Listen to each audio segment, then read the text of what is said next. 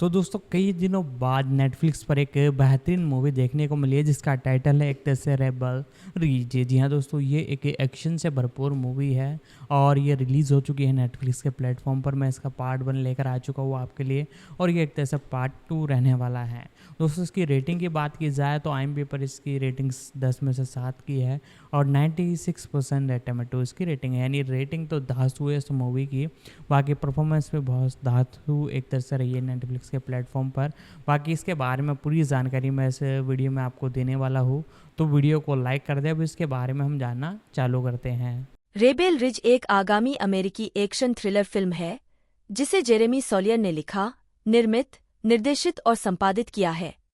Film में Aaron Pierre, Don Johnson, Anna Sophia Robb, David Denman, Emory Cohen, Steve Zissis, सेंजे, Dana Lee और James Cromwell ने अभिनय किया है। रेबेल रिज को नेटफ्लिक्स द्वारा 6 सितंबर 2024 को रिलीज किया जाना है। आधार: शेल्बी स्प्रिंग्स के शहर में टेरी रिचमंड अपने चचेरे भाई के लिए जमानत जमा करने आया है, लेकिन उसकी बचत को चीफ सैंडी बर्न के नेतृत्व वाली एक भ्रष्ट स्थानीय पुलिस बल द्वारा अन्यायपूर्ण तरीके से जब्त कर लिया जाता है। कोर्ट क्लर्क समर मैकब्राइड की मदद से टेरी शेल्बी स्प्रिंग्स के भीतर एक व्यापक साजिश का पता लगाता है और किसी भी तरह से जमानत राशि वापस पाने का लक्ष्य रखता है। ढालना: टेरी रिचमंड के रूप में Aaron Pierre, Don Johnson chief Sandy Burn के रूप में, Anna Sophia Robb Summer McBride के रूप में, डेविड डेनमैन अधिकारी इवान मार्स्टन के रूप में, एमोरी कोहेन अधिकारी स्टीव लैन के रूप में, स्टीव जिसिस इलियट सानेजे अधिकारी जेसिका सिम्स, डाना ली मिस्टर ल्यू के रूप में, जेम्स क्रॉमवेल न्यायाधीश के रूप में। उत्पादन: नवंबर 2019 में जॉन बोयेगा जेरेमी सॉलियर द्वारा लिखित और निर्देशित फिल्म में अभिनय करने के लिए शामिल हुए। 1 फरवरी 2020 में Don Johnson, Erin Daugherty, James Badge Dale, सेंजे और जेम्स क्रॉमवेल को कलाकारों में जोड़ा गया। 2 अप्रैल 2021 में एना सोफिया रॉब और एमोरी कोहेन शामिल हुए, रॉब ने डोहर्टी की जगह ली। 3 फिल्मांकन अप्रैल 2020 में शुरू होने वाला था, लेकिन कोविड-19 महामारी के कारण इसे स्थगित कर दिया गया था। 4-5 मुख्य फोटोग्राफी अंततः 3 मई 2021 को लुइसियाना में शुरू हुई। 6 जून 2021 में बोयेगा ने पारिवारिक कारणों के कारण फिल्मांकन के दौरान परियोजना छोड़ दी। बोयेगा के लिए प्रतिस्थापन खोजने के लिए फिल्मांकन रोक दिया गया। 7 बाद में यह बताया गया कि बोयेगा ने कथित तौर पर कई कारणों से परियोजना को छोड़ दिया था, जिसमें स्क्रिप्ट और उनके समायोजन से असंतोष भी शामिल था, हालांकि बोयेगा ने ऐसे आरोपों से इनकार किया। 8 अक्टूबर में आरोन पियरे ने बोयेगा की जगह ली, जिसमें सानेजे भी कलाकारों में शामिल हुईं। 9 अप्रैल 2022 में डेविड डेनमैन को कलाकारों में जोड़ा गया, इससे पहले कि 25 अप्रैल को उत्पादन फिर से शुरू हो। 10-11 उत्पादन 24 जुलाई को समाप्त हुआ। 12 मार्च 2024 में सॉलियर ने कहा कि फिल्म पोस्ट प्रोडक्शन के अंतिम चरण में थी। 13 मुक्त करना: रेबेल रिज 6 सितंबर 2024 को नेटफ्लिक्स पर रिलीज होने वाली है। स्वागत।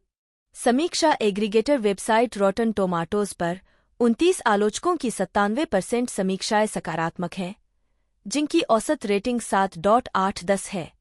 15 मेटाक्रिटिक, जो एक भारित औसत का उपयोग करता है, ने 17 आलोचकों के आधार पर फिल्म को 100 में से 78 का स्कोर दिया, जो आम तौर पर अनुकूल समीक्षाओं को दर्शाता है। शिल्यो: जेरेमी सॉलियर बटा SONJE बटा सोन्याई 1 जन्म 10 जून 1976। 2 एक अमेरिकी फिल्म निर्देशक, छायाकार और पटकथा लेखक हैं। आजीविका: 2007 में उन्होंने अपनी पहली feature film murder party release की, जिसे उन्होंने अपने बचपन के दोस्त मैकॉन ब्लेयर के साथ लिखा और निर्देशित किया। उद्धरण आवश्यक: 2013 में उन्होंने ब्लू रुइन रिलीज किया, जिसे आलोचकों की प्रशंसा मिली। रॉटन टोमाटोज पर इसे 96% और मेटाक्रिटिक पर 77/100 रेटिंग मिली। उन्हें 2015 के फिल्म इंडिपेंडेंट स्पिरिट अवार्ड्स में जॉन कैसवेट्स अवार्ड के लिए नामांकित किया गया और उन्होंने कांस में भाग लिया। उद्धरण वांछित: 2015 में सॉलियर ने अपनी तीसरी feature film horror thriller green room का निर्देशन किया, जिसमें पैट्रिक स्टीवर्ट, एंटोन येल्चिन और इमोजेन पूट्स ने अभिनय किया। 3, 4, 5 फिल्म को 24 द्वारा वितरित किया गया था और रॉटन टोमाटोज पर इसकी 90% रेटिंग है। 6. सोल्नियर की नवीनतम फिल्म विलियम गिराल्डी के 2014 के थ्रिलर उपन्यास होल्ड द डार्क का नेटफ्लिक्स के लिए रूपांतरण है, जिसकी पटकथा मैकॉन ब्लेयर ने लिखी है। 6. फिल्मोग्राफी। लघु फिल्म। वर्ष शीर्षक निदेशक लेखक डीओपी 1998 गोल्ड फार भा नहीं हा 2004 क्रैब वॉक हा हा। नील कोप एक अमेरिकी फिल्म निर्माता हैं। उनकी फिल्मों में old Joy 2006, paranoid park 2007, green room 2015, I don't feel at home in this world any more 2017 और शोइंग अप 2022 शामिल हैं। जीवन और कैरियर। पोर्टलैंड, ओरेगन में जन्मे और पले बढ़े कोप ने ब्रिटिश कोलंबिया, कनाडा में वैंकूवर फिल्म स्कूल में भाग लिया, जहां उन्होंने फिल्म निर्माण में महारत हासिल की। कोप की पहली फीचर फिल्म केली रिचर्ड की ओल्ड जॉय थी, जो 2006 की एक फिल्म थी जो दक्षिण पूर्व पोर्टलैंड के माउंट हुड में स्थित दो पुनर्मिलित दोस्तों के बारे में थी, जहां वे बड़े हुए थे। फिल्म की पटकथा पढ़ने के बाद वह कहानी के स्थानों से परिचित होने के कारण आंशिक रूप से इस परियोजना में शामिल हुए। उन्होंने माउंट हुड और बैगबी हॉट स्प्रिंग्स क्षेत्र को अपने स्टॉम्पिंग ग्राउंड के रूप में वर्णित किया। 3. वह फिल्म के प्री प्रोडक्शन में सक्रिय थे, एक लोकेशन स्काउट और लोकेशन मैनेजर के रूप में काम करते हुए बचपन और युवावस्था से परिचित पिछली सड़कों और कैंपिंग ग्राउंड का इस्तेमाल करते थे। 3, 4 फिल्मांकन के दौरान एकमात्र निर्माता के रूप में केली रिचर्ड ने कोप के बारे में कहा है, वह सहायक निर्देशक बन गए। वह हमारे ग्रिप थे। 4 उन्हें और अन्य प्रमुख होल्ड जॉय क्रू सदस्यों को इंडिपेंडेंट स्पिरिट जॉन कैसवेट्स पुरस्कार के लिए नामांकित किया गया था। 5 कोप ने बाद में गस वान संत की 2007 की फिल्म पैरानॉयड पार्क का निर्माण किया, जिसने ओल्ड जॉय पर उनके काम के साथ मिलकर उन्हें independent spirit Piaget producers award के साथ साथ पैरानॉयड पार्क के लिए सर्वश्रेष्ठ फिल्म के रूप में नामांकन दिलाया। 3 उन्होंने केली रिचर्ड की 2008 की फिल्म वेंडी एंड लूसी का भी निर्माण किया, जिसे वेंडी एंड ट्रेन चोयर के कामकाजी शीर्षकों के तहत भी जाना जाता है। 2 और रिचर्ड की 2010 की फिल्म मीक कट ऑफ। इसके अतिरिक्त कोप ने रिचर्ड की 2013 की फिल्म नाइट मूव्स, निश्चित महिलाएं 2016, फर्स्ट काउ 2019। निर्माता के रूप में उनके अन्य कार्यों में मैकॉन ब्लेयर की I don't feel at home in this world any more 2017, Ritesh Batra की फोटोग्राफ 2019 और जेरेमी सोलियर की 3 फिल्में green room 2015, hold the dark 2018 और आगामी रिबेल रिज शामिल हैं। कोप को 2017 में Sundance institute Amazon studios producer award मिला था और 2020 में फर्स्ट काउ को न्यूयॉर्क फिल्म क्रिटिक्स द्वारा सर्वश्रेष्ठ फिल्म का नाम दिया गया था। उनकी फिल्मों को कई इंडिपेंडेंट स्पिरिट अवार्ड्स के लिए नामांकित किया गया है और उन्हें कान, बर्लिनले, वेनिस, टोरंटो, सनडांस और टेलुराइड सहित दुनिया भर के समारोहों में प्रदर्शित किया गया है। आरोन स्टोन पियरे, जन्म 7 जून 1994, एक अंग्रेजी अभिनेता हैं। प्रारंभिक जीवन। पियरे का जन्म 7 जून 1994 को ब्रिक्सटन, ग्रेटर लंदन में हुआ था। 2 वह जमैका, कुराकाउन और सिएरा लियोनियन वंश का है। 3 वह एक बच्चे के रूप में एथलेटिक्स और स्प्रिंटिंग में रुचि रखते थे और किशोरावस्था में अभिनय में रुचि विकसित की। 4 क्षेत्र बदलने के बाद वह Croydon young people's theatre, crypt में शामिल हो गए। 5, 6 उन्होंने टोरंटो और London academy of music and dramatic art में प्रशिक्षण लेने से पहले लुइसहम कॉलेज 7 में परफॉर्मिंग आर्ट्स की डिग्री ली। 8 और 2016 में स्नातक किया। 4 आजीविका। प्रारंभिक कार्य। Pierre BBC 1 series the a word के 2 एपिसोड में दिखाई दिए और स्काई अटलांटिक सीरीज ब्रिटानिया की सीरीज 1 में रोमन सैनिक एंटोनियस की भूमिका निभाई। 10 2018 में उन्होंने सिफी सीरीज क्रिप्टन में देवयम के रूप में अभिनय करना शुरू किया। 11, 12, 13 उसी वर्ष पियरे ने शेक्सपियर के ग्लोब में ओथेलो में कैसियो के रूप में अभिनय किया। 14, 15 अपने प्रदर्शन के लिए उन्हें इयान चार्ल्सन पुरस्कार प्रशंसा मिली। उन्होंने थिएटर रॉयल स्ट्रैटफोर्ड ईस्ट में किंग हेडली 2 के 2019 के प्रोडक्शन में लेनी हेनरी के साथ किंग की भूमिका निभाई। शिल्यो दरार। अमेरिकी निर्देशक बैरी जेंकिंस ने पियरे को ओथेलो में देखा और उसके बाद उन्हें एक संदेश भेजा जिसमें उन्हें अपनी नई सीरीज के लिए ऑडिशन देने के लिए आमंत्रित किया गया। पियरे को मई 2021 में अमेजन प्राइम पर रिलीज हुई अंडरग्राउंड रेलरोड में सीजर की भूमिका मिली। 17 जुलाई 2021 में पियरे एम. नाइट श्यामलन की फिल्म ओल्ड में मिर्साइज्ड सेडान बटा ब्रेंडन के रूप में दिखाई दिए। 19 अगस्त 2021 में यह बताया गया कि पियरे एक लायन किंग फिल्म में बैरी जेंकिंस के साथ एक युवा मुफासा के रूप में फिर से काम करेंगे। 21 अक्टूबर 2021 में पियरे आगामी फिल्मों रिबेल रिज, जॉन बोयेगा के पारिवारिक कारणों से पद छोड़ने के बाद 22 और फो के कलाकारों में शामिल हो गए, जो इयान रीड के इसी नाम के उपन्यास का रूपांतरण है। 23 फरवरी 2022 में पियरे आगामी सुपरहीरो फिल्म ब्लेड के कलाकारों में शामिल हो गए, जो मार्वल सिनेमैटिक यूनिवर्स में सेट है और 7 नवंबर 2025 को रिलीज होने वाली है। 24 लेकिन स्क्रिप्ट के पुनर्लेखन के परिणामस्वरूप मार्च 2024 तक परियोजना से मुक्त कर दिया गया। 25 उन्होंने फिल्म ब्रदर में फ्रांसिस के रूप में अपने प्रदर्शन के लिए 2023 में 11वें कैनेडियन स्क्रीन अवार्ड्स में एक फिल्म में सर्वश्रेष्ठ सहायक प्रदर्शन के लिए कैनेडियन स्क्रीन अवार्ड जीता। 26 फिल्मोग्राफी पतली परत। वर्ष शीर्षक भूमिका नोट्स। 2021 पुराना मध्यम आकार की सेडान बटा ब्रेंडन। 27 2022 भाई फ्रांसिस। 2023 शत्रु टेरेंस। 2024 विद्रोही रिजटेरी रिचमंड डाक उत्पादन। Mufasa the lion king Mufasa आवाज उत्पादन में डॉन वेन जॉनसन 1, 2, 3 जन्म 15 दिसंबर 1949 एक अमेरिकी अभिनेता हैं। उन्होंने 1980 के दशक की टेलीविजन सीरीज मियामी वाइस में जेम्स सन्नी क्रॉकेट की भूमिका निभाई, जिसके लिए उन्होंने गोल्डन ग्लोब जीता और प्राइमटाइम एमी अवार्ड के लिए नामांकन प्राप्त किया। उन्होंने 1990 के दशक की सीरीज नैश ब्रिजेस में भी मुख्य किरदार निभाया। जॉनसन को 1996 में हॉलीवुड वॉक ऑफ फेम पर एक स्टार मिला।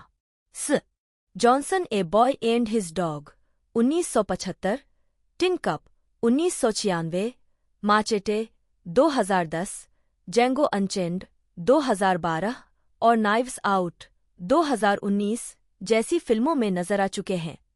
एक गायक के रूप में उन्होंने हार्टबीट 1986 और लेट इट रोल 1989 एल्बम जारी किए। हार्टबीट का उनका कवर संस्करण बिलबोर्ड हॉट 100 पर नंबर 5 पर पहुंच गया। प्रारंभिक जीवन। जॉनसन का जन्म 15 दिसंबर 1949 को उनकी दादी के घर 5 फ्लैट क्रीक, मिसौरी में हुआ था।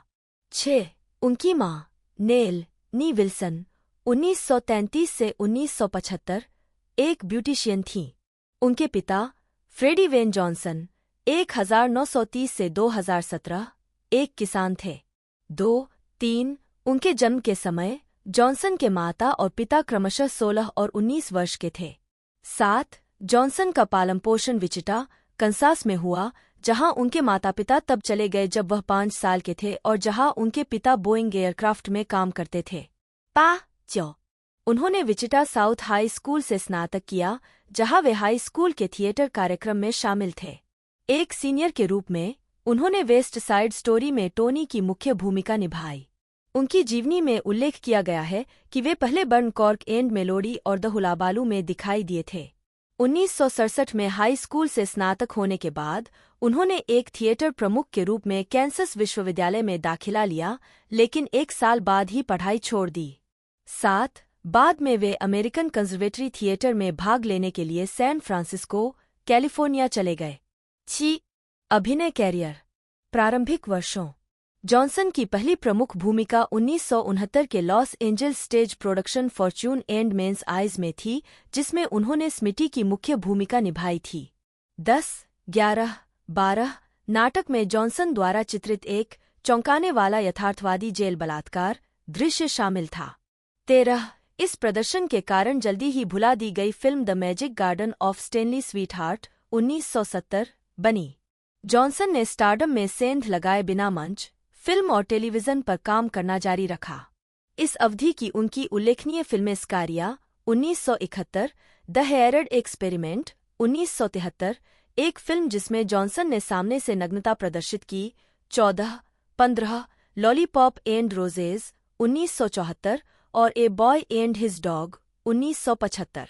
मायामी वाइस 1984 में खुद को एक टीवी अभिनेता के रूप में स्थापित करने के लिए संघर्ष करने के वर्षों के बाद जॉनसन ने माइकल मान बटा यूनिवर्सल टेलीविजन पुलिस श्रृंखला मियामी वाइस में अंडरकवर पुलिस जासूस सनी क्रॉकेट के रूप में एक अभिनीत भूमिका निभाई। 17, यह शो 1984 से 1990 तक चला। 18, मियामी वाइस ने जॉनसन को एक प्रमुख अंतर्राष्ट्रीय स्टार बना दिया। 19, रोलिंग स्टोन के अनुसार रीगन युग में डॉन जॉनसन की तुलना में किसी के पास अधिक स्वैगर नहीं था। मियामी वाइस के सनी क्रॉकेट के रूप में अंडरकवर जासूस और पेशेवर स्टबल कल्टीवेटर जो अपने पालतू मगरमच्छ एल्विस के साथ एक हाउसबोट पर रहता था, उसने कोक बिंज और लेम्बोर्गिनी के युग में मर्दाना कूल का प्रतीक था। 20, सनी क्रॉकेट का किरदार आमतौर पर पेस्टल कॉटन टी शर्ट के ऊपर $1000 के वर्साचे और अरमानी सूट पहनता था, फेरारी चलाता था, रोलेक्स और एबेल की महंगी घड़ियां पहनता था और एंडेवर यॉट पर रहता था। 21, 22, 23, 24, मियामी वाइस संगीत और छायांकन के क्रांतिकारी उपयोग 25 और पुलिस ड्रामा शैली पर अपनी शानदार प्रस्तुति के लिए विख्यात था। 26, शो में क्रॉकेट के साथ ही रिकार्डो टुब्स थे, जिनका किरदार फिलिप माइकल थॉमस ने निभाया था। 27, मियामी वाइस में जॉनसन के काम ने उन्हें 1986 में टेलीविजन सीरीज ड्रामा में एक अभिनेता द्वारा सर्वश्रेष्ठ प्रदर्शन के लिए गोल्डन ग्लोब अवार्ड दिलाया। 28, जॉनसन को 1987 में उसी पुरस्कार के लिए नामांकित किया गया था। 29, उन्हें 1985 में ड्रामा सीरीज में उत्कृष्ट लीड एक्टर के लिए एमी अवार्ड के लिए भी नामांकित किया गया था। 30, मियामी वाइस पर सीजन के बीच जॉनसन ने 1985 में द लॉन्ग हॉट समर के रीमेक जैसे टीवी मिनी सीरीज के जरिए और प्रसिद्धि हासिल की। 32, मियामी वाइस पर रहने के दौरान उन्होंने 1 घंटे का म्यूजिक वीडियो पे केबल प्रोग्राम बनाया था, जिसमें जॉनसन द्वारा होस्ट किए गए कार्यक्रमों के वीडियो कैसेट वर्षन वितरक सीबीएस फॉक्स वीडियो द्वारा संभाले जा रहे थे। यह प्रोजेक्ट उनके पहले एल्बम हार्टबीट से जुड़ा था, जो 1986 में सीबीएस एपिक रिकॉर्ड्स से उपलब्ध हुआ था। 33, नैश ब्री जॉनसन ने बाद में 1996 से 2001 के CBS TV police drama Nash bridges में चीच मारिन, जेफ पेरी, जैमे पी. गोमेज, केली हूँ, वेंडी मोनिज, एनेट ओटोल, जोडी लिन ओकीफ के साथ उनकी बेटी कैसिडी और जेम्स गैमन के साथ उनके पिता निक की भूमिका निभाई। जॉनसन ने सैन फ्रांसिस्को पुलिस विभाग के लिए एक इंस्पेक्टर, बाद में कप्तान के रूप में पदोन्नत की शीर्षक भूमिका निभाई। नैश ब्रिजेस में जॉनसन को फिर से एक चमकदार परिवर्तनीय कार, एक पीले रंग की 1971 प्लायमाउथ बाराकुडा के साथ जोड़ा गया था। 34 2001至2010 2005 की शरद ऋतु में जॉनसन ने WB courtroom television drama show just legal में एक युवा और आदर्शवादी शिष्य साथी जे बारूचेल के साथ एक थके हुए वकील की भूमिका निभाई। शो को अक्टूबर 2005 में रद्द कर दिया गया था क्योंकि 8 में से केवल 3 एपिसोड प्रसारित हुए थे। जनवरी 2007 में जॉनसन ने लंदन के वेस्ट एंड प्रोडक्शन के गाइज एंड डॉल्स में नाथन डेट्रोइट के रूप में काम करना शुरू किया। 35 जॉनसन ने नॉर्वेजियन कॉमेडी लैंग फ्लैट बॉलर 2 लॉन्ग फ्लैट बॉल्स 2 में भी भूमिका निभाई थी, जिसका निर्देशन जॉनसन के दोस्त हेराल्ड ज्वार्ट ने किया था। जॉनसन ने स्वार्ट के पक्ष में यह फिल्म बनाई थी। यह फिल्म 14 मार्च 2008 को नॉर्वे में लॉन्च की गई थी, जिसमें जॉनसन प्रीमियर में नजर आए थे। इसके बाद वे डैनी डेविटो, एंजेलिका ह्यूस्टन और क्रिस्टन बेल के साथ वहेन इन रोम में नजर आए। 36 जॉनसन ने रॉबर्ट रोड्रिगेज की फिल्म माचेटे में सहायक भूमिका निभाई थी। जॉनसन ने वॉन जैक्सन की भूमिका निभाई, एक विकृत सीमा चौकसी जो एक छोटी सेना का नेतृत्व कर रही थी। यह फिल्म 3 सितंबर 2010 को रिलीज हुई थी। अक्टूबर 2010 में वह HBO सीरीज ईस्टबाउंड एंड डाउन में दिखाई देने लगे, जहां उन्होंने केनी पॉवर्स के लंबे समय से खोए पिता की भूमिका निभाई, जो एडुआर्डो सांचेज के नाम से जाने जाते थे। उन्होंने लेब्रोन जेम्स के साथ नाइकी के विज्ञापन में सनी क्रॉकेट के रूप में अपनी भूमिका को भी दोहराया, जिसमें एनबीए खिलाड़ी अभिनय करने के बारे में सोचता है और मियामी वाइस में जॉनसन के साथ दिखाई देता है। 2011 वर्तमान सितंबर 2011 में जॉनसन ने जेसन सुदेकिस के साथ comedy A Good Old Fashioned Orgy cameo कैमियो किया था। 38 जॉनसन ने 2012 की Quentin Tarantino film Django Unchained में एक सहायक भूमिका निभाई थी, जिसमें उन्होंने स्पेंसर बिग डैडी बेनेट नामक एक दक्षिणी बागान मालिक की भूमिका निभाई थी। 39 2014 में जॉनसन ने जिम मिकल की समीक्षकों द्वारा प्रशंसित अपराध फिल्म कोल्ड इन जुलाई में सैम शेपर्ड और माइकल सी हॉल के साथ जिम बॉब के चरित्र के रूप में अभिनय किया। 40 2015 में जॉनसन ने ABC prime time soap opera blood and oil में अभिनय करना शुरू किया। 41 2018 में उन्होंने बिल होल्डरमैन की रोमांटिक कॉमेडी बुक क्लब में जेन फोंडा द्वारा निभाई गई विवियन की प्रेमिका आर्थर के किरदार में अभिनय किया। 42 201 में जॉनसन ने रियान जॉनसन की मर्डर मिस्ट्री नाइव्स आउट में रिचर्ड ड्रिसडेल की भूमिका निभाई। 43 और एचबीओ सीरीज वॉचमैन में पुलिस प्रमुख जुड क्रॉफर्ड के रूप में अभिनय किया। 44 2021 में जॉनसन ने मई 2022 में इसके रद्द होने तक केनान में सह-अभिनय किया। 45 वह 2021 में यूएसए नेटवर्क पर सहकलाकार चीच मारिन के साथ नैश ब्रिजेस टेलीविजन फिल्म में भी दिखाई दिए। 46 अप्रैल 2024 में यह पता चला कि Johnson Ryan Murphy drama television series doctor Odyssey में अभिनय करेंगे। 47 संगीत व्यवसाय जॉनसन ने 1980 के दशक में पॉप संगीत के 2 एल्बम जारी किए। हार्टबीट 1986 में रिलीज हुआ। लेट इट रोल 1989 में रिलीज हुआ। उनका एकल heartbeat billboard hot 100 singles chart पर नंबर 5 पर पहुंच गया।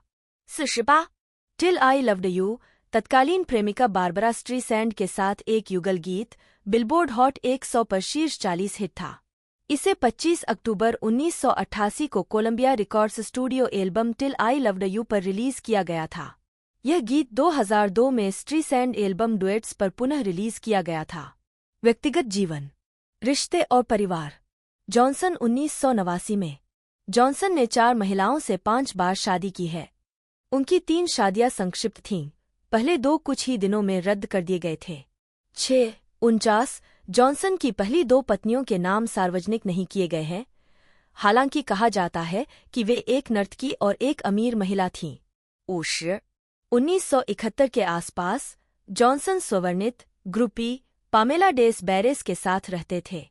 1972 की पहली छमाही के दौरान जॉनसन की मुलाकात मेलानी ग्रिफिथ से हुई, जो उनके द हेरल्ड एक्सपेरिमेंट की सहकलाकार टिप्पी हेड्रान की 14 वर्षीय बेटी थी। 49 जब ग्रिफिथ 15 वर्ष की थी और जॉनसन 23 वर्ष की थी, तब वह और जॉनसन लॉरेल कैनियन में एक किराए के घर में साथ रहने लगे। 49 उसके 18वें जन्मदिन पर उनकी सगाई हुई और जनवरी 1976 में उनकी शादी हुई। वे जुलाई में अलग हो गए और नवंबर में तलाक हो गया। 1980 में जॉनसन ने अभिनेत्री निकोलेट शेरिडन की मां सैली एडम्स को डेट किया। अगले वर्ष जनवरी में लॉस एंजल्स के एक रेस्तरां में उनकी मुलाकात पूर्व वॉरहोल मॉडल पैटी डियरबनविले से हुई। 55 यह जोड़ी 1981 से 1985 तक एक साथ रही लेकिन कभी शादी नहीं की। 53 जॉनसन और डियरबनविले का एक बेटा है, जेसी वेन जॉनसन, जन्म 7 दिसंबर 1982। 56 अपनी 2000 की आत्मकथा साइबिल डिसोबीडियंस में साइबिल शेफर्ड ने television mini series the long hot summer 1985 के निर्माण के दौरान जॉनसन के साथ संपर्क के बारे में लिखा है। 57 जॉनसन का अगला रिश्ता बारबरा स्ट्रीसैंड के साथ था, जो कम से कम सितंबर 1988 तक चला। 49 स्ट्रीसैंड से संबंध तोड़ने के कुछ ही दिनों बाद जॉनसन, जो उस समय 38 वर्ष के थे, का नाम 18 वर्षीय उमा थुरमन से जोड़ा गया। 58 जॉनसन और ग्रिफिथ 1989 की शुरुआत में फिर से मिले और ग्रिफिथ ने एक बेटी को जन्म दिया। 49 डकोटा जॉनसन, जन्म 4 अक्टूबर 1989। जॉनसन और ग्रिफिथ उस वर्ष से 1996 तक फिर से शामिल रहे। 59 ग्रिफिथ के साथ फिर से जुड़ने से पहले जॉनसन कुछ समय के लिए डेड बैंक की सहकलाकार पेनेलोप एन मिलर के साथ जुड़े थे। 1996 से 1997 में जॉनसन ने जोडी लिन ओकीफ को डेट किया, जिन्होंने नैश ब्रिजेस में उनकी बेटी की भूमिका निभाई थी। 60 उस समय जॉनसन 47 वर्ष के थे, जबकि ओकीफ 18 वर्ष की थीं। 29 अप्रैल 1999 को जॉनसन ने सैन फ्रांसिस्को की सोशलाइट और मोंटेसरी नर्सरी स्कूल की शिक्षिका केली फ्लेगर, गवर्नर गेविन न्यूसम की पूर्व लंबे समय की प्रेमिका 61 से एन और गॉर्डन गेटी के पैसिफिक हाइट्स हवेली में शादी की। 62 अभिनेता रॉबर्ट वैगन ने बेस्ट मैन के रूप में काम किया और मेयर विली ब्राउन ने नागरिक समारोह की अध्यक्षता की। 62 जॉनसन और फ्लेगर के 3 बच्चे हैं। एक बेटी एथरटन ग्रेस, जन्म 28 दिसंबर 1999, 63 और 2 बेटे जैस्पर ब्रेकिंगरिज, जन्म 6 जून 2002, 64 और डीकन, जन्म 29 अप्रैल 2006। 65 जॉनसन पत्रकार हंटर एस. थॉम्पसन के सबसे अच्छे दोस्त थे, जो नैश ब्रिजेस के लिए लिखते थे। 67 और उनकी बेटी डकोटा थॉम्पसन को गॉडफादर फिगर के रूप में देखती थी। 68 पावरबोट रेसिंग 1986 में जॉनसन ने अपनी पहली मोटर स्पोर्ट जीत हासिल की। उन्होंने न्यू ऑरलियंस से सेंट लुइस तक मिसिसिपी नदी पर 1100 मील की पावरबोट रेस जीती। जहाज के साथियों द्वारा एक आक्रामक, निडर पायलट के रूप में पहचाने जाने वाले जॉनसन को गलती न करने वाले व्यक्ति के रूप में जाना जाता है। उन्हें अमेरिकन पावर बोट एसोसिएशन के 1988 के ऑफशोर वर्ल्ड कप के विश्व चैंपियन का नाम दिया गया। 69 कानूनी मामले नवंबर 2002 में स्विस जर्मन सीमा पर जर्मन सीमा शुल्क अधिकारियों ने जॉनसन की कार की नियमित तलाशी ली। 70 उनकी कार की डिक्की में 8 बिलियन अमेरिकी डॉलर के लेनदेन के सबूत वाले बैंक स्टेटमेंट पाए गए। 70 71 72 उनकी काली मर्सिडीज बेंज में उनके साथ 3 लोग थे, एक निवेश सलाहकार, एक निजी सहायक और एक तीसरा अज्ञात व्यक्ति जिसकी पहचान नहीं की जा सकी। 71 शुरू में यह सोचा गया था कि जॉनसन मनी लॉन्ड्रिंग में शामिल थे। 72 लेकिन उन्हें गलत काम करने से मुक्त कर दिया गया। 63 मई 2008 में वुडी क्रीक, कोलोराडो स्थित अपने घर को फौजदारी के कारण खोने के कुछ ही घंटों के भीतर जॉनसन ने अपना $14.5 मिलियन का कर्ज चुका दिया। 64 जुलाई 2010 में लॉस एंजल्स की एक जूरी ने प्रोडक्शन कंपनी राइशर एंटरटेनमेंट के खिलाफ एक मुकदमे में जॉनसन को $23.2 मिलियन का पुरस्कार दिया, जिससे जॉनसन ने नैश ब्रिजेस के आधे कॉपीराइट के अपने स्वामित्व के अनुरूप मुनाफे का हिस्सा मांगा था। 75 राइशर ने घोषणा की कि वह फैसले के खिलाफ अपील करेगा। 75 जनवरी 2013 में राइशर ने $19 मिलियन के भुगतान के साथ मुकदमे का निपटारा किया। 66 फिल्मोग्राफी पतली परत एना सोफिया रॉब, जन्म 8 दिसंबर 1993, एक अमेरिकी अभिनेत्री, मॉडल और गायिका हैं। उन्होंने टेलीविज़न पर एक बाल कलाकार के रूप में शुरुआत की और बिकॉज ऑफ विनडिक्सी 2005 में अपनी फीचर फिल्म की शुरुआत की। इसके बाद टिम बर्टन की Charlie and the chocolate factory 2005 में वायलेट ब्यूरगार्ड की सहायक भूमिका निभाई। ब्रिज टू टेराबिथिया 2007 में लेस्ली बर्ग के रूप में उनके प्रदर्शन ने उन्हें पहचान और प्रशंसा दिलाई और 2 यंग आर्टिस्ट अवार्ड भी मिले। उन्हें 2011 की फिल्म सोल सर्फर में सर्फर बेथनी है मिल्टन की भूमिका निभाने और द सीडब्ल्यू की सीरीज द कैरी डायरीज 2013 से 2014 में कैरी ब्रडशॉ की मुख्य भूमिका के लिए व्यापक पहचान और प्रशंसा मिली। प्रारंभिक जीवन रॉब का जन्म कोलोराडो के डेनवर में हुआ था। वे जेनेट, एक इंटीरियर डिजाइनर, और डेविड रॉब, एक वास्तुकार की एकमात्र संतान थे। 2-3 उनका नाम उनकी नानी अन्ना सोफी और उनकी नानी अन्ना मैरी के नाम पर रखा गया था। 4-5 रॉब डेनिश, अंग्रेजी, आयरिश, स्कॉटिश और स्वीडिश वंश का है। 6 वह एक धर्मनिष्ठ ईसाई घर में पली बढ़ी और घर पर ही पढ़ाई की। 7-8 उसने अभिनय में रुचि लेना शुरू कर दिया और अपने चर्च के मंच पर लोगों के सामने प्रदर्शन करके शुरुआत की। उसने 4.5 साल तक नृत्य और जिम्नास्टिक में प्रतिस्पर्धा की, लेकिन अभिनय पर ध्यान केंद्रित करने के लिए इसे छोड़ दिया। 4 उन्होंने कोलोराडो के सेंटेनियल में अरापाहो हाई स्कूल में पढ़ाई की और 2012 में स्नातक की उपाधि प्राप्त की। 9. आजीविका। ब्रिज टू टेराबिथिया में एना सोफिया रॉब द्वारा निभाए गए लेस्ली बर्ग के किरदार की बहुत प्रशंसा की गई। एक आलोचक ने उनके आकर्षक अभिनय का आनंद लिया और सोचा कि केवल कहानी की जीवंत युवा नायिका ही हमें इतना आकर्षित करती है कि हम उसकी परवाह करें। 10. 8 साल की उम्र में रॉब को एक एजेंट ने स्काउट किया और वह और उसकी मां लॉस एंजल्स चले गए। कई ऑडिशन के बाद रॉब को ब्रैट्स डॉल्स के लिए एक राष्ट्रीय विज्ञापन में प्रदर्शित होने के लिए आमंत्रित किया गया था। 11. मैकडॉनल्ड्स के लिए एक विज्ञापन में दिखाई देने के बाद रॉब ने टेलीविजन सीरीज ड्रेक एंड जोश के एक एपिसोड नंबर 1 फैन में एक छोटी भूमिका निभाई। उनकी पहली प्रमुख भूमिका टेलीविजन विशेष सामन था। एन अमेरिकन गर्ल हॉलिडे में शीर्षक चरित्र थी। 2005 में रॉब की 2 बड़ी स्क्रीन पर उपस्थिति लोकप्रिय बच्चों की किताबों के रूपांतरण थे। उन्होंने बिकॉज ऑफ विनडिक्सी में ओपल की भूमिका निभाई और टिम बर्टन के Charlie and the chocolate factory के रूपांतरण में वायलेट ब्यूरेगार्ड की भूमिका निभाई। बाद वाली फिल्म दुनिया भर में बॉक्स ऑफिस पर बड़ी सफलता रही और इसने रॉब की लोकप्रियता को किशोर दर्शकों के बीच बढ़ाने में मदद की। 2005 में रॉब ट्रेड क्लोथिंग का चेहरा थीं, जो लड़कियों के लिए एक फैशन लाइन को डिजाइन करने और मॉडल बनाने में मदद करती थीं। 2006 में उन्होंने कार्टून शो डैनी फैंटम में डेनियल डानी फेंटन की आवाज के रूप में अतिथि भूमिका निभाई थी।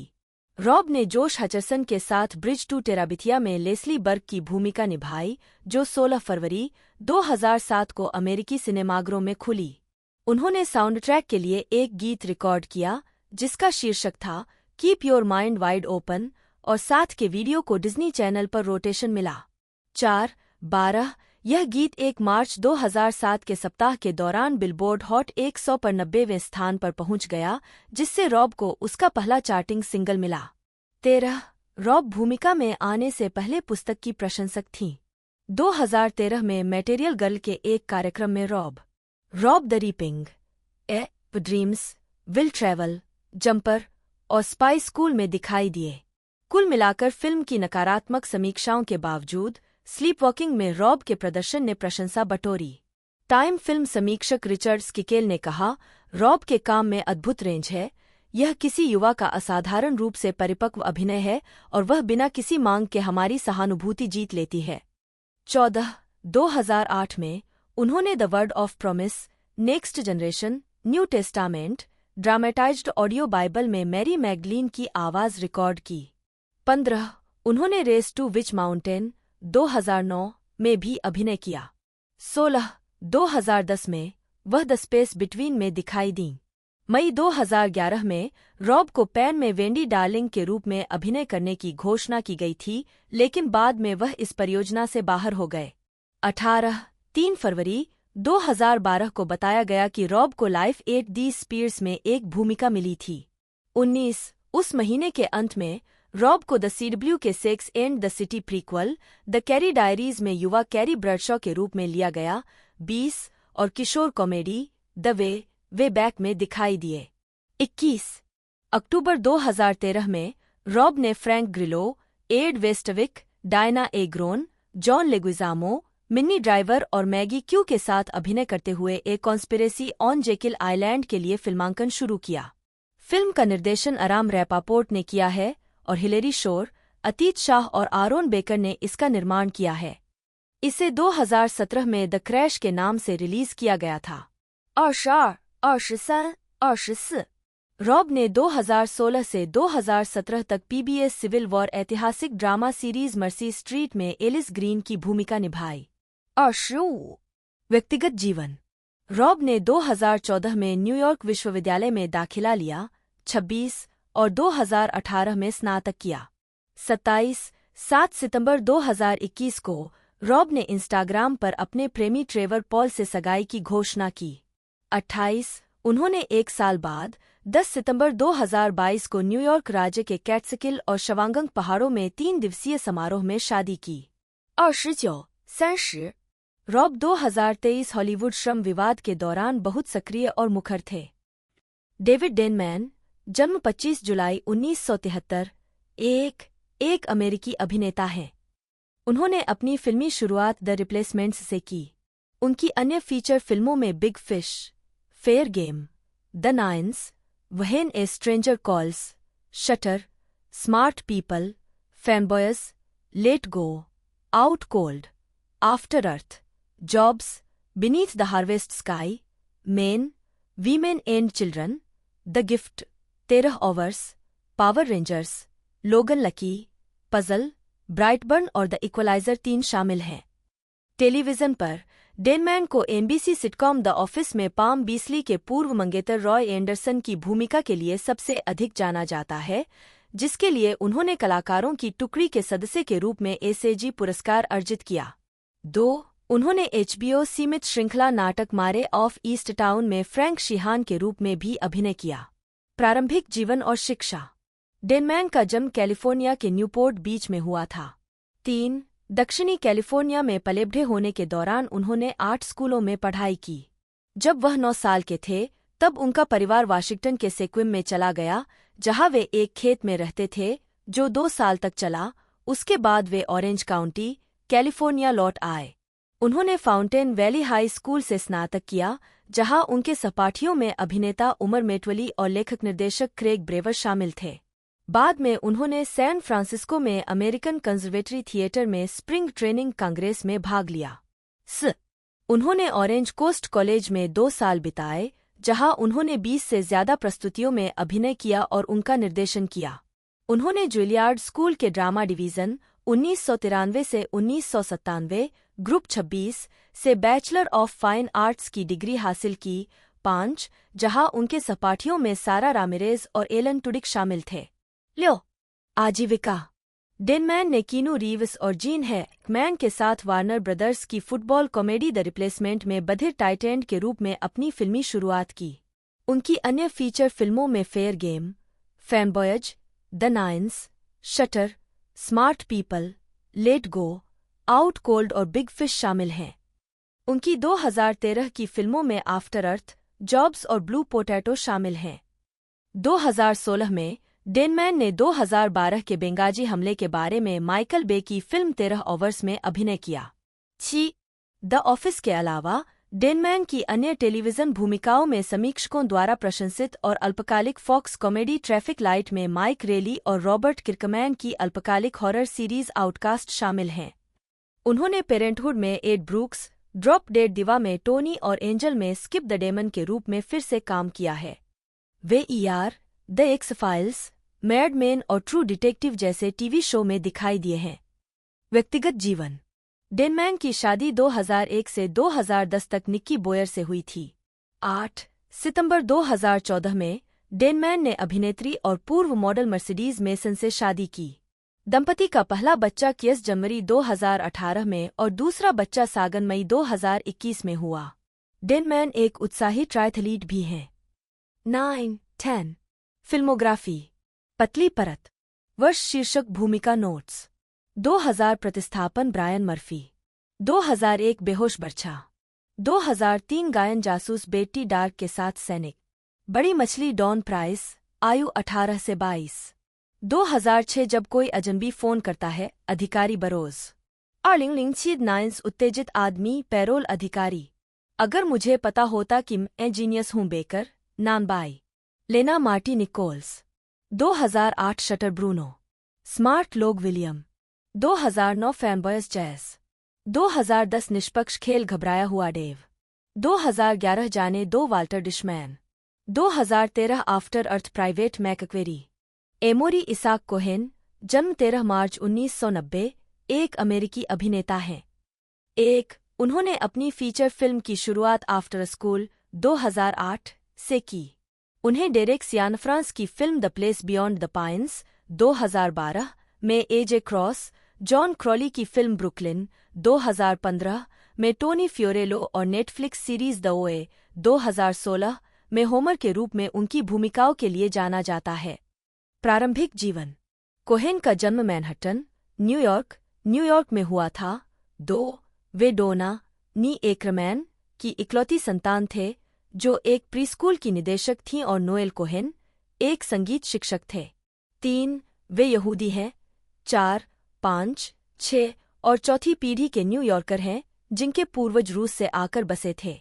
7, 8 कोहेन ने अल्मा व्हिटनी और ओस्कर सरस्की के निर्देशन में Robert F. Wagon junior secondary school for arts and technology में द थ्रीपनी ओपेरा के स्कूल प्रोडक्शन में मिस्टर पीचम के रूप में अपना स्टेज डेब्यू किया। उन्होंने 2008 में एलिजाबेथ इरविन हाई स्कूल से स्नातक की उपाधि प्राप्त की और फिलाडेल्फिया, पेंसिल्वेनिया में यूनिवर्सिटी ऑफ द आर्ट्स में अभिनय का अध्ययन करने के लिए पूर्ण छात्रवृत्ति प्राप्त की। 10 उन्होंने न्यूयॉर्क में अभिनय का अध्ययन करने के लिए पढ़ाई छोड़ने से पहले 2 साल तक यूआर्ट्स में प्रशिक्षण लिया। आजीविका कोहेन ने 2008 में एजरा मिलर के साथ आफ्टर स्कूल में अपनी फीचर फिल्म की शुरुआत की। फिल्म का प्रीमियर 2008 के कान फिल्म फेस्टिवल में हुआ और इसे आलोचकों से सकारात्मक समीक्षा मिली। 11 उनकी अगली भूमिका 2010 की drama film the hungry ghosts में थी। 12 2012 में उन्होंने डेरेक सियानफ्रांस की crime drama film the place beyond the pines में ब्रैडली कूपर और डेन डेहान के साथ सहाभिनय किया। फिल्म को आम तौर पर सकारात्मक समीक्षा मिली। 13 और यह बॉक्स ऑफिस पर सफल रही। स्मैश के पहले सीजन के दौरान उनकी एक आवर्ती भूमिका थी जिसमें उन्होंने डेब्रा मेसिंग के किरदार के बेटे लियो की भूमिका निभाई थी। 15 और स्वतंत्र फिल्म फॉर में वेंडेल पियर्स के प्रेमी के रूप में अभिनय किया था। 16, 17, 18 2014 में वे नाटक द गैम्बलर में एक टेनिस खिलाड़ी की भूमिका निभाते हुए और स्वतंत्र film beneath the Harvest sky में दिखाई दिए। 2015 में उन्होंने ब्रुकलिन में टोनी की भूमिका निभाई जो साउरसे रोनन द्वारा निभाई गई एलिस की प्रेमिका है। रेक्स रीड ने उनके अद्भुत, गर्म और गहराई से छूने वाले प्रदर्शन की प्रशंसा की। 19 वैरायटी में क्रिस्टोफर टैपली ने लिखा कि ब्रुकलिन ने एक और याद दिलाया कि एमोरी कोहेन अपनी पीढ़ी के सबसे रोमांचक अभिनेताओं में से एक हैं। 20 कोहेन ने 2015 की स्वतंत्र फिल्म स्टीलिंग कार्स में फेलिसिटी हफमैन और विलियम एच. मैसी के साथ मुख्य भूमिका निभाई थी। बिली वायट के रूप में उनकी भूमिका के लिए उन्हें सकारात्मक समीक्षा मिली। 21 2016 में उन्होंने नेटफ्लिक्स सीरीज द ओए में अभिनय किया।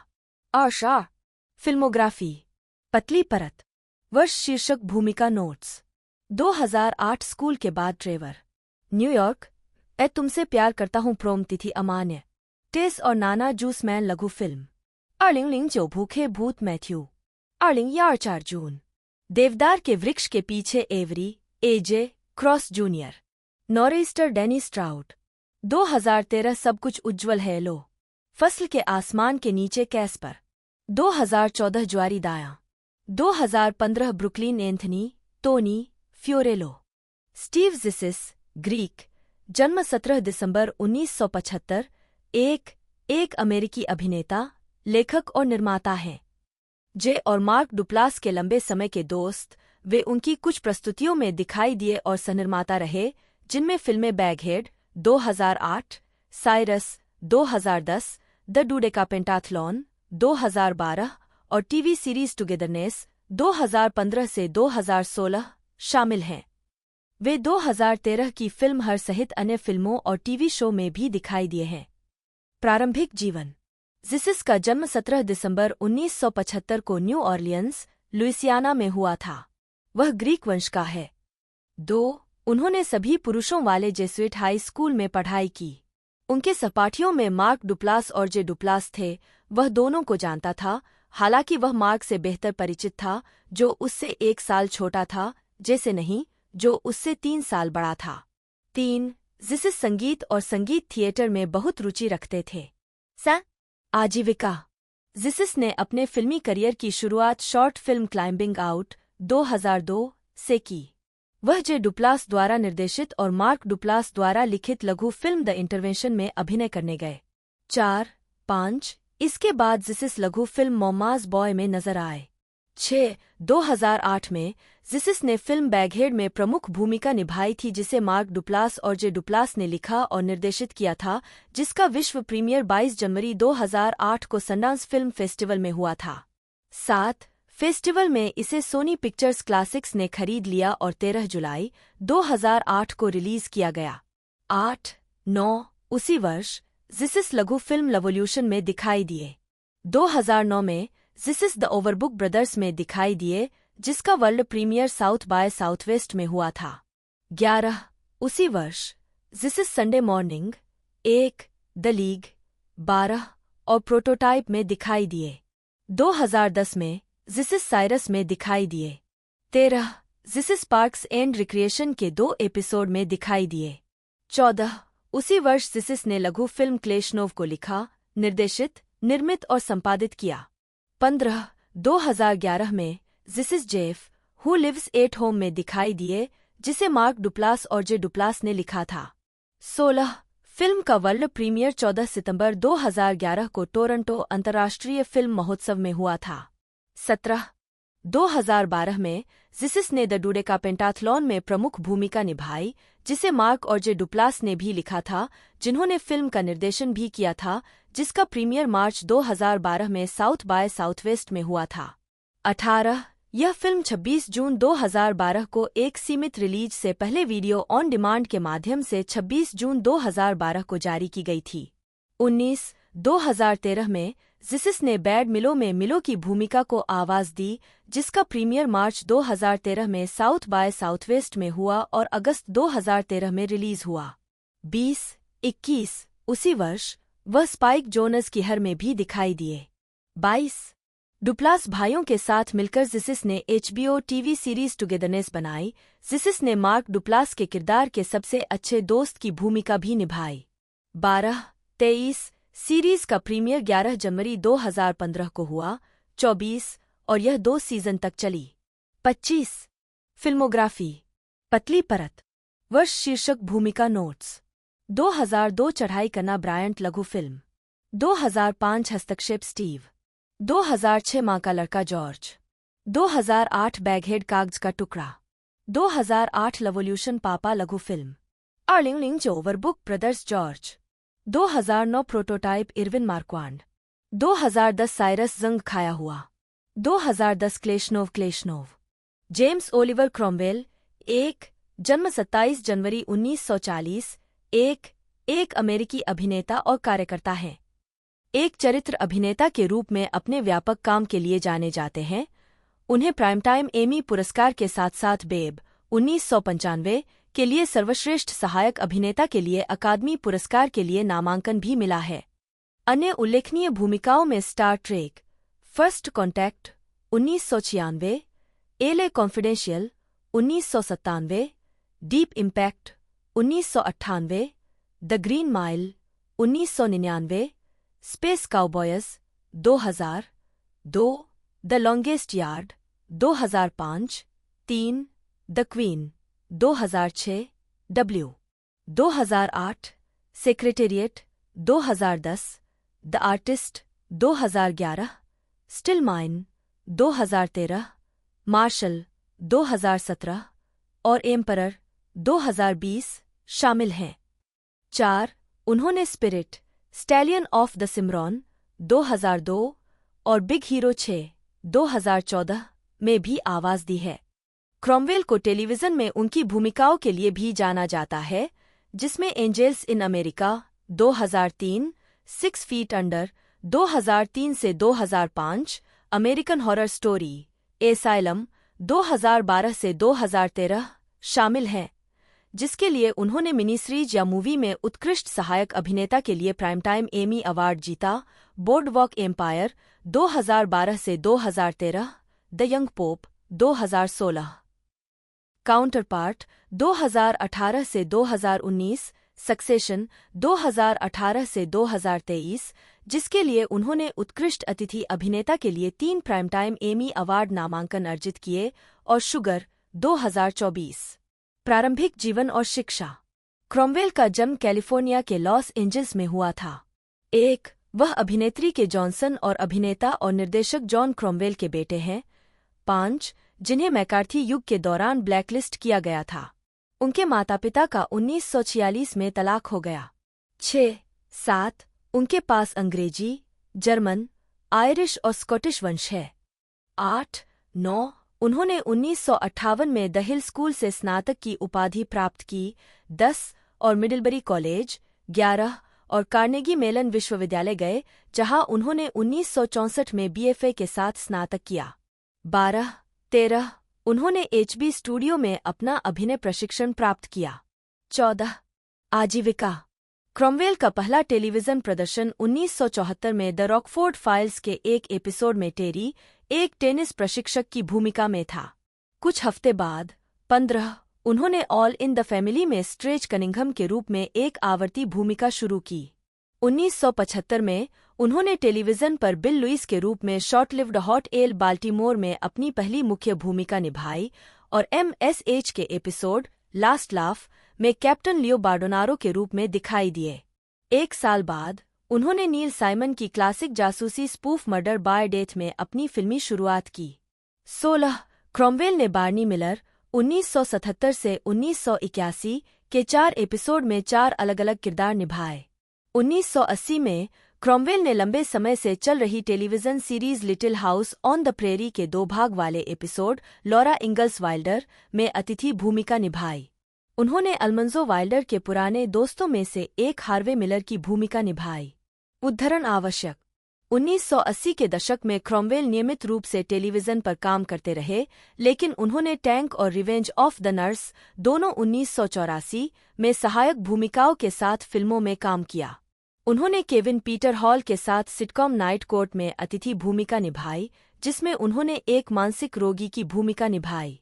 उन्होंने समीक्षकों द्वारा प्रशंसित फिल्मों Babe 1995, the people versus Larry Flynt 1996, the education of little tree 1997, L A confidential 1997, the green mile 1999, the general's daughter 1999, snow falling on cedar 1999, space cowboys 2000 और द लॉन्गेस्ट यार्ड 2005 में मुख्य भूमिकाएं निभाईं। क्रॉमवेल की पहली स्टार ट्रेक भूमिका 1990 में Star Trek the next generation में season 3 के एपिसोड द हंटेड में थी। उसके बाद 1993 के एपिसोड बर्थराइट पार्ट 1 में जगलोम श्रेक के रूप में।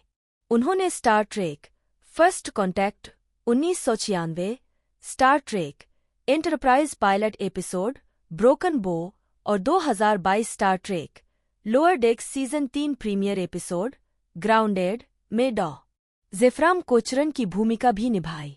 Star Trek enterprise episode in a mirror darkly ने फर्स्ट कॉन्टैक्ट फुटेज में से कुछ का पुनः उपयोग किया। 17 Cromwell Star Trek deep space 9 episode starship down में हनोक के रूप में भी दिखाई दिए। उन्होंने ड्रीमवर्क्स की spirit stallion of the Shimron में कर्नल की आवाज भी दी। शिबा टेलीविजन फिल्म आरकेओ 281 में अखबार टाइकून विलियम रैंडोल्फ हर्स्ट की भूमिका के लिए क्रॉमवेल को टेलीविजन मूवी में उत्कृष्ट सहायक अभिनेता की श्रेणी में एमी पुरस्कार के लिए नामांकन मिला। अगले वर्ष उन्हें MBC medical drama series ER में बिशप लियोनेल स्टीवर्ट की भूमिका निभाने के लिए अपना दूसरा एमी पुरस्कार नामांकन मिला। 2004 में उन्होंने द वेस्ट विंग के एपिसोड द स्टॉर्मी प्रेजेंट में पूर्व राष्ट्रपति डी वायर न्यूमैन की भूमिका निभाई। 2003 से 2005 तक क्रॉमवेल ने HBO drama series 6 feet under में जॉर्ज सिबली की भूमिका निभाई, जिसने उन्हें 2003 में अपना तीसरा एमी पुरस्कार नामांकन दिलाया।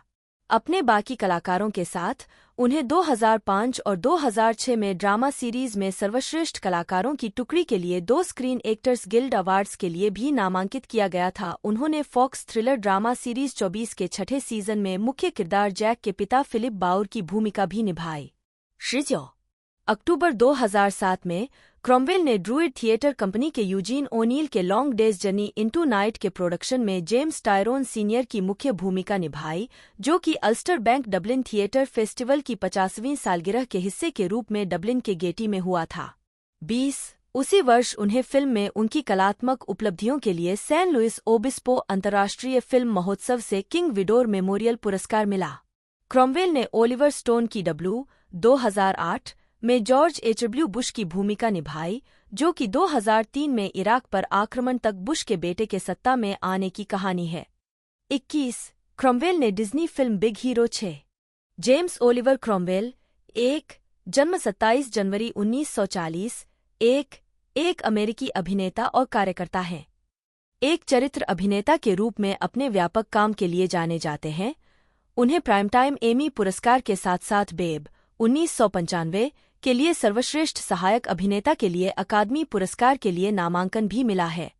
अन्य उल्लेखनीय भूमिकाओं में Star Trek, first contact 1996, L A confidential 1997, deep impact 1998, the green mile 1999, space cowboys 2002, the longest yard 2005, 3, the queen 2006, W 2008, secretariat 2010, the artist 2011, still mine 2013, Marshall 2017 और एम्परर 2020 शामिल हैं।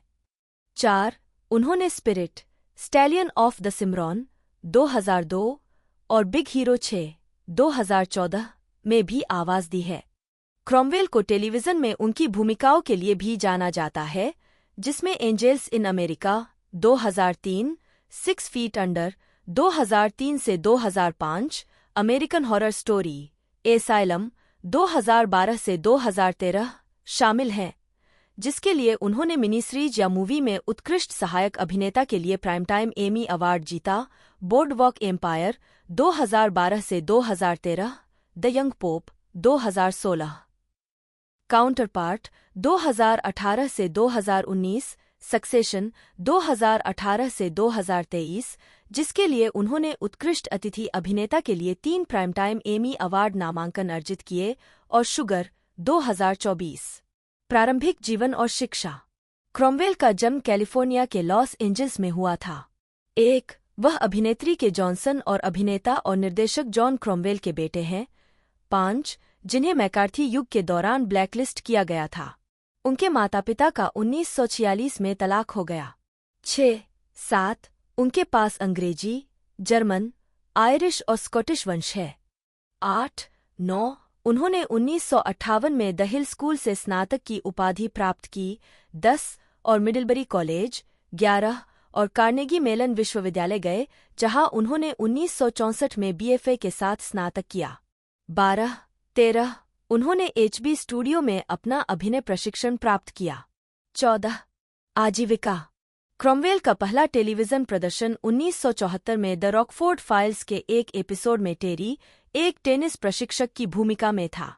कुछ हफ्ते बाद 15. उन्होंने ऑल इन द फैमिली में स्ट्रेच कनिंघम के रूप में एक आवर्ती भूमिका शुरू की।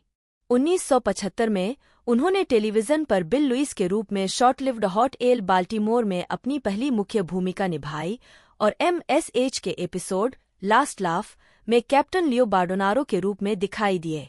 1 साल बाद उन्होंने नील साइमन की क्लासिक जासूसी स्पूफ मर्डर बाय डेथ में अपनी फिल्मी शुरुआत की। 16.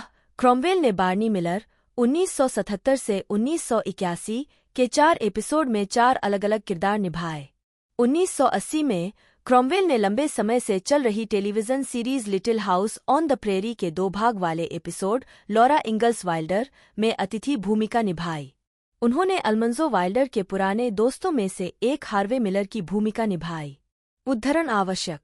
1980 के दशक में क्रॉमवेल नियमित रूप से टेलीविजन पर काम करते रहे, लेकिन उन्होंने टैंक और रिवेंज ऑफ द नर्स दोनों 1984 में सहायक भूमिकाओं के साथ फिल्मों में काम किया। उन्होंने केविन पीटर हॉल के साथ सिटकॉम नाइट कोर्ट में अतिथि भूमिका निभाई, जिसमें उन्होंने एक मानसिक रोगी की भूमिका निभाई। उन्होंने समीक्षकों द्वारा प्रशंसित फिल्मों Babe 1995, the people versus Larry Flynt 1996, the education of little tree 1997, L A confidential 1997, the green mile 1999, the general's daughter 1999, snow falling on cedar 1999, space cowboys 2000 और द लॉन्गेस्ट यार्ड 2005 में मुख्य भूमिकाएं निभाईं। क्रॉमवेल की पहली स्टार ट्रेक भूमिका 1990 में Star Trek the next generation में season 3 के एपिसोड द हंटेड में थी। उसके बाद 1993 के एपिसोड बर्थराइट पार्ट 1 में जगलोम श्रेक के रूप में।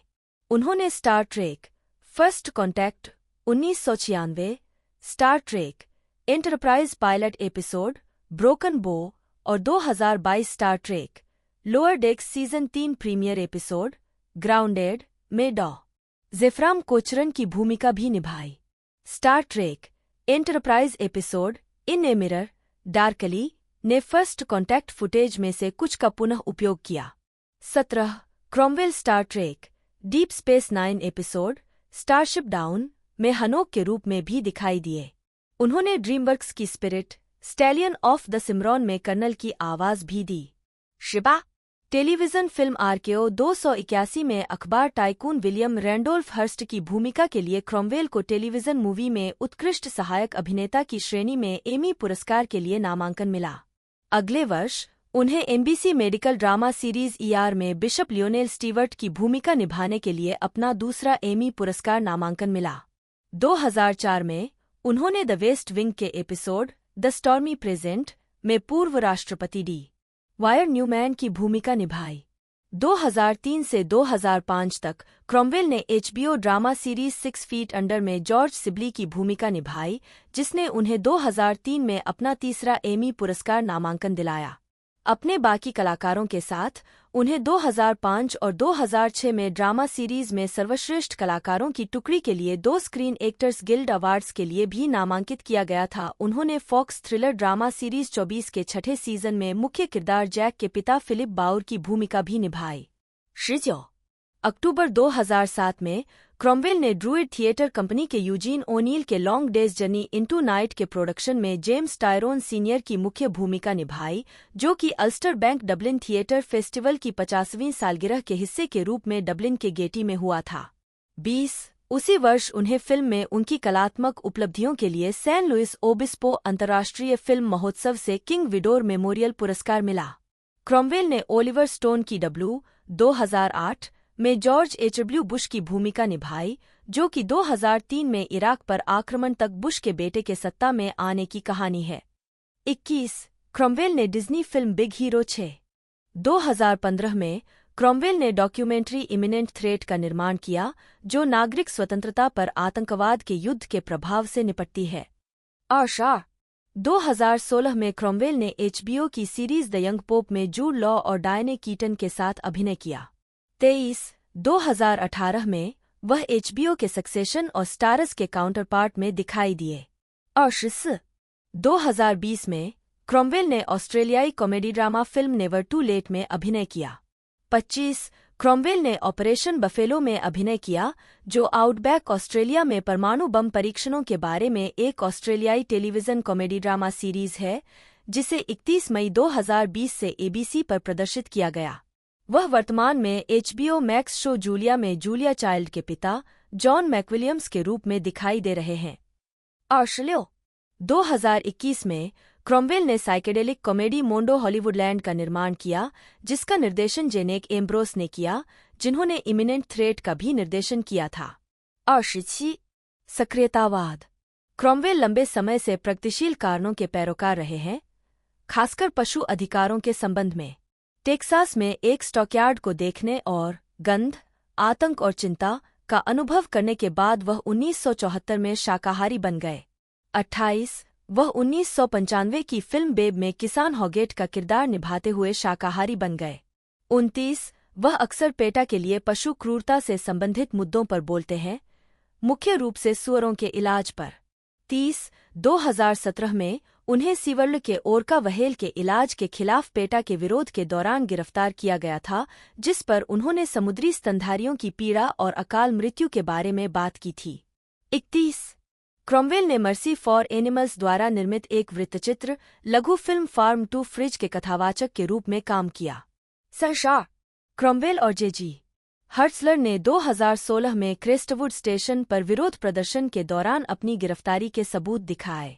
फरवरी 2013 में क्रॉमवेल को पशु अधिकार कार्यकर्ता जेरेमी बेकहम के साथ विस्कॉन्सिन बोर्ड ऑफ रीजेंट्स की बैठक को बाधित करने के लिए गिरफ्तार किया गया था, जबकि परिसर में जानवरों के साथ कथित दुर्व्यवहार के विरोध में एक बिल्ली की ग्राफिक तस्वीर दिखा रहे थे।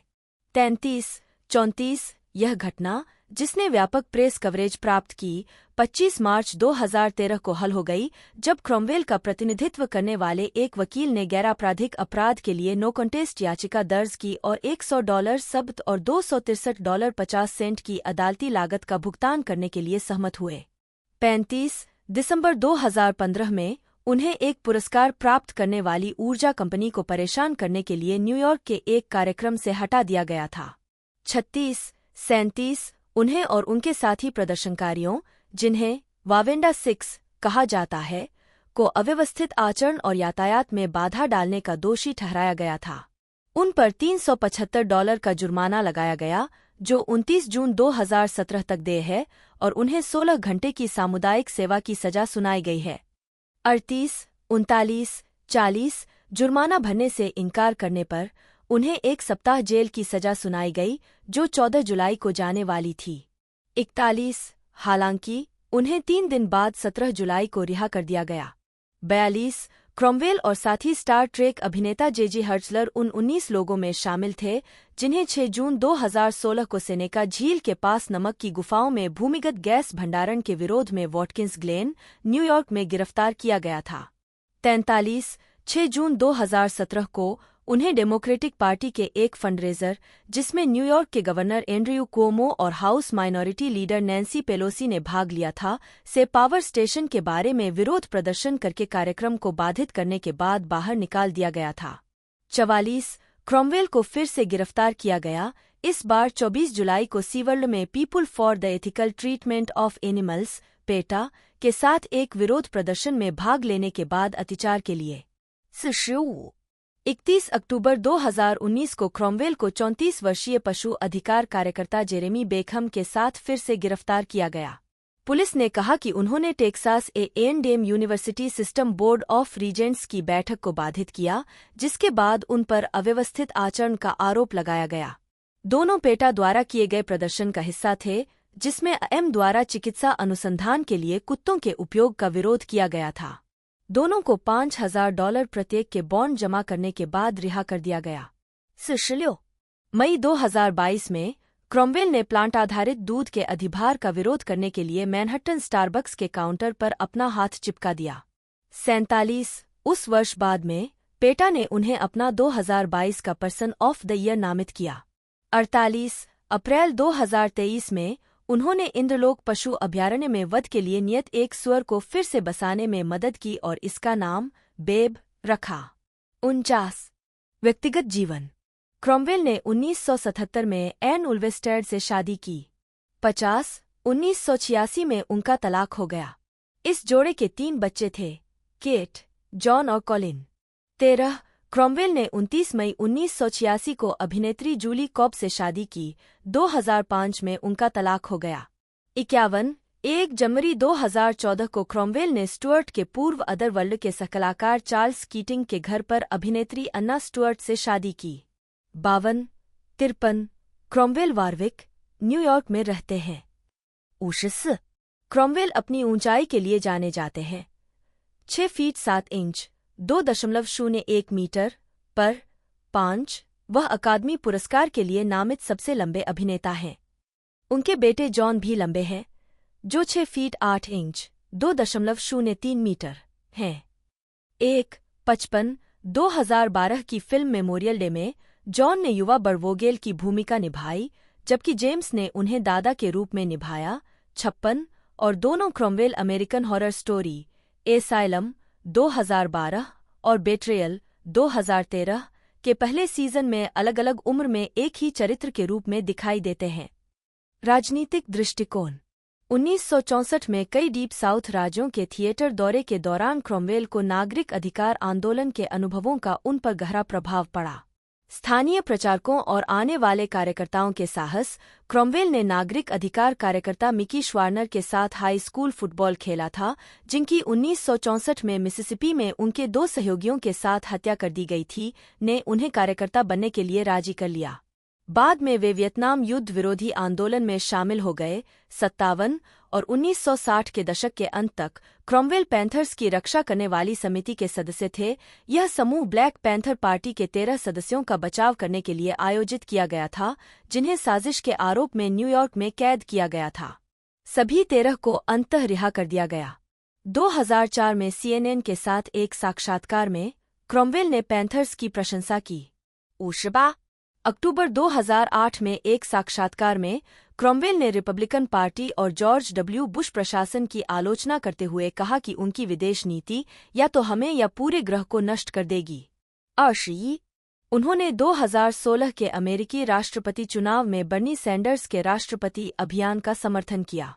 29 फिल्मोग्राफी 2015 में क्रॉमवेल ने डॉक्यूमेंट्री इमिनेंट थ्रेट का निर्माण किया, जो नागरिक स्वतंत्रता पर आतंकवाद के युद्ध के प्रभाव से निपटती है। 2016 में क्रॉमवेल ने HBO की सीरीज द यंग पोप में जूड लॉ और डायने कीटन के साथ अभिनय किया। 2018 में वह HBO के सक्सेशन और स्टारस के काउंटरपार्ट में दिखाई दिए। 2020 में क्रॉमवेल ने ऑस्ट्रेलियाई comedy drama film never too late में अभिनय किया। 25 क्रॉमवेल ने ऑपरेशन बफेलो में अभिनय किया, जो आउटबैक ऑस्ट्रेलिया में परमाणु बम परीक्षणों के बारे में एक ऑस्ट्रेलियाई टेलीविजन कॉमेडी ड्रामा सीरीज है, जिसे 31 मई 2020 से ABC पर प्रदर्शित किया गया। वह वर्तमान में HBO मैक्स शो जूलिया में जूलिया चाइल्ड के पिता जॉन मैकविलियम्स के रूप में दिखाई दे रहे हैं।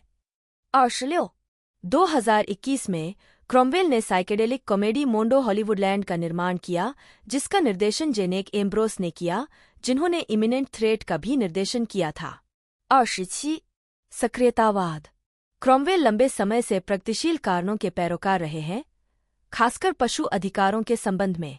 टेक्सास में एक स्टॉकयार्ड को देखने और गंध, आतंक और चिंता का अनुभव करने के बाद वह 1974 में शाकाहारी बन गए। 28 वह 1995 की फिल्म बेब में किसान हॉगेट का किरदार निभाते हुए शाकाहारी बन गए। 29 वह अक्सर पेटा के लिए पशु क्रूरता से संबंधित मुद्दों पर बोलते हैं, मुख्य रूप से सूअरों के इलाज पर। 30 2017 में उन्हें सीवर्ल के ओरका व्हेल के इलाज के खिलाफ पेटा के विरोध के दौरान गिरफ्तार किया गया था, जिस पर उन्होंने समुद्री स्तनधारियों की पीड़ा और अकाल मृत्यु के बारे में बात की थी। 31 क्रॉमवेल ने मर्सी फॉर एनिमल्स द्वारा निर्मित एक वृत्तचित्र लघु फिल्म फार्म टू फ्रिज के कथावाचक के रूप में काम किया। क्रॉमवेल और जेजी हर्ट्सलर ने 2016 में क्रेस्टवुड स्टेशन पर विरोध प्रदर्शन के दौरान अपनी गिरफ्तारी के सबूत दिखाए। फरवरी 2013 में क्रॉमवेल को पशु अधिकार कार्यकर्ता जेरेमी बेकहम के साथ विस्कॉन्सिन बोर्ड ऑफ रीजेंट्स की बैठक को बाधित करने के लिए गिरफ्तार किया गया था, जबकि परिसर में जानवरों के साथ कथित दुर्व्यवहार के विरोध में एक बिल्ली की ग्राफिक तस्वीर दिखा रहे थे। 33-34 यह घटना, जिसने व्यापक प्रेस कवरेज प्राप्त की, 25 मार्च 2013 को हल हो गई, जब क्रॉमवेल का प्रतिनिधित्व करने वाले एक वकील ने गैरआपराधिक अपराध के लिए नो कॉन्टेस्ट याचिका दर्ज की और $100 जब्त और $263.50 की अदालती लागत का भुगतान करने के लिए सहमत हुए। 35 दिसंबर 2015 में उन्हें एक पुरस्कार प्राप्त करने वाली ऊर्जा कंपनी को परेशान करने के लिए न्यूयॉर्क के एक कार्यक्रम से हटा दिया गया था। 36-37 उन्हें और उनके साथी प्रदर्शनकारियों, जिन्हें वावेंडा 6 कहा जाता है, को अव्यवस्थित आचरण और यातायात में बाधा डालने का दोषी ठहराया गया था। उन पर $375 का जुर्माना लगाया गया, जो 29 जून 2017 तक देय है, और उन्हें 16 घंटे की सामुदायिक सेवा की सजा सुनाई गई है। 38-39-40 जुर्माना भरने से इनकार करने पर उन्हें 1 सप्ताह जेल की सजा सुनाई गई, जो 14 जुलाई को जाने वाली थी। 41 हालांकि उन्हें 3 दिन बाद 17 जुलाई को रिहा कर दिया गया। 42 क्रॉमवेल और साथी स्टार ट्रेक अभिनेता जेजी हर्ट्सलर उन 19 लोगों में शामिल थे, जिन्हें 6 जून 2016 को सेनेका झील के पास नमक की गुफाओं में भूमिगत गैस भंडारण के विरोध में वॉटकिंस ग्लेन, न्यूयॉर्क में गिरफ्तार किया गया था। 43 6 जून 2017 को उन्हें डेमोक्रेटिक पार्टी के एक फंडरेजर, जिसमें न्यूयॉर्क के गवर्नर एंड्रयू क्वोमो और house minority leader Nancy Pelosi ने भाग लिया था, से पावर स्टेशन के बारे में विरोध प्रदर्शन करके कार्यक्रम को बाधित करने के बाद बाहर निकाल दिया गया था। 44 क्रॉमवेल को फिर से गिरफ्तार किया गया, इस बार 24 जुलाई को सीवर्ल्ड में people for the ethical treatment of animals PETA के साथ एक विरोध प्रदर्शन में भाग लेने के बाद अत्याचार के लिए 31 अक्टूबर 2019 को क्रॉमवेल को 34 वर्षीय पशु अधिकार कार्यकर्ता जेरेमी बेकहम के साथ फिर से गिरफ्तार किया गया।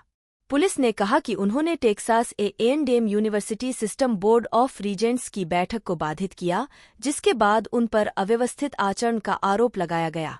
दोनों पेटा द्वारा किए गए प्रदर्शन का हिस्सा थे, जिसमें M द्वारा चिकित्सा अनुसंधान के लिए कुत्तों के उपयोग का विरोध किया गया था। दोनों को $5,000 प्रत्येक के बॉन्ड जमा करने के बाद रिहा कर दिया गया। मई 2022 में क्रॉमवेल ने प्लांट आधारित दूध के अधिभार का विरोध करने के लिए मैनहट्टन स्टारबक्स के काउंटर पर अपना हाथ चिपका दिया। 47 उस वर्ष बाद में पेटा ने उन्हें अपना 2022 का पर्सन ऑफ द ईयर नामित किया। 48 अप्रैल 2023 में उन्होंने इंद्रलोक पशु अभयारण्य में वध के लिए नियत एक सुअर को फिर से बसाने में मदद की और इसका नाम बेब रखा। 49 व्यक्तिगत जीवन क्रॉमवेल ने 1977 में एन उल्वेस्टेड से शादी की। 50 1986 में उनका तलाक हो गया। इस जोड़े के 3 बच्चे थे, केट, जॉन और कॉलिन। 13 क्रॉमवेल ने 29 मई 1986 को अभिनेत्री जूली कॉब से शादी की। 2005 में उनका तलाक हो गया। 51 1 जनवरी 2014 को क्रॉमवेल ने स्टुअर्ट के पूर्व अदरवर्ल्ड के सहकलाकार चार्ल्स कीटिंग के घर पर अभिनेत्री अन्ना स्टुअर्ट से शादी की। 52 53 क्रॉमवेल वारविक, न्यूयॉर्क में रहते हैं। 49 क्रॉमवेल अपनी ऊंचाई के लिए जाने जाते हैं। 6 फीट 7 इंच 2.01 मीटर पर 5 वह अकादमी पुरस्कार के लिए नामित सबसे लंबे अभिनेता हैं। उनके बेटे जॉन भी लंबे हैं, जो 6 फीट 8 इंच 2.03 मीटर हैं। 55 2012 की फिल्म मेमोरियल डे में जॉन ने युवा बड़वोगेल की भूमिका निभाई, जबकि जेम्स ने उन्हें दादा के रूप में निभाया। 56 और दोनों Cromwell American horror story asylum 2012 और बेट्रेयल 2013 के पहले सीजन में अलग-अलग उम्र में एक ही चरित्र के रूप में दिखाई देते हैं। राजनीतिक दृष्टिकोण 1964 में कई डीप साउथ राज्यों के थिएटर दौरे के दौरान क्रॉमवेल को नागरिक अधिकार आंदोलन के अनुभवों का उन पर गहरा प्रभाव पड़ा। स्थानीय प्रचारकों और आने वाले कार्यकर्ताओं के साहस क्रॉमवेल ने नागरिक अधिकार कार्यकर्ता मिकी श्वार्नर के साथ हाई स्कूल फुटबॉल खेला था, जिनकी 1964 में मिसिसिपी में उनके 2 सहयोगियों के साथ हत्या कर दी गई थी, ने उन्हें कार्यकर्ता बनने के लिए राजी कर लिया। बाद में वे वियतनाम युद्ध विरोधी आंदोलन में शामिल हो गए। 57 और 1960 के दशक के अंत तक क्रॉमवेल पैंथर्स की रक्षा करने वाली समिति के सदस्य थे। यह समूह ब्लैक पैंथर पार्टी के 13 सदस्यों का बचाव करने के लिए आयोजित किया गया था, जिन्हें साजिश के आरोप में न्यूयॉर्क में कैद किया गया था। सभी 13 को अंततः रिहा कर दिया गया।